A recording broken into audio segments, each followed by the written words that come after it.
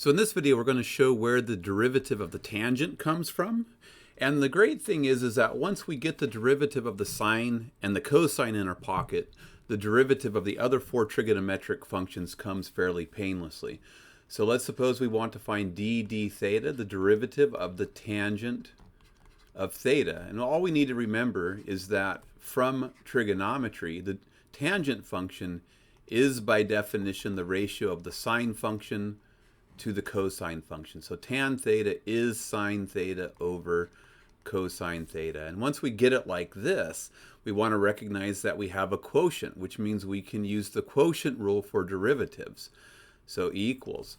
So the derivative of a quotient is, first we take the derivative of the numerator. So the derivative of the sine function is the cosine function. So we take the cosine theta times, take the derivative of the numerator, multiply it by the denominator, minus, then the quotient rule says take the derivative of the denominator, and the derivative of the cosine function is minus the sine function.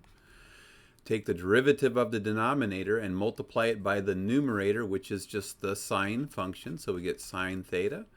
And then we divide it by, the quotient rule says take and divide by the square of the denominator. So we have to divide by the cosine squared of theta. And then right here we have a double negation, so we wind up with cosine times cosine is cosine squared of theta, double negation plus the sine squared of theta all over the cosine squared of theta. And then we want to recognize that the numerator is the Pythagorean identity from trigonometry. Cosine squared plus sine squared equals 1, so we get 1 over the cosine squared.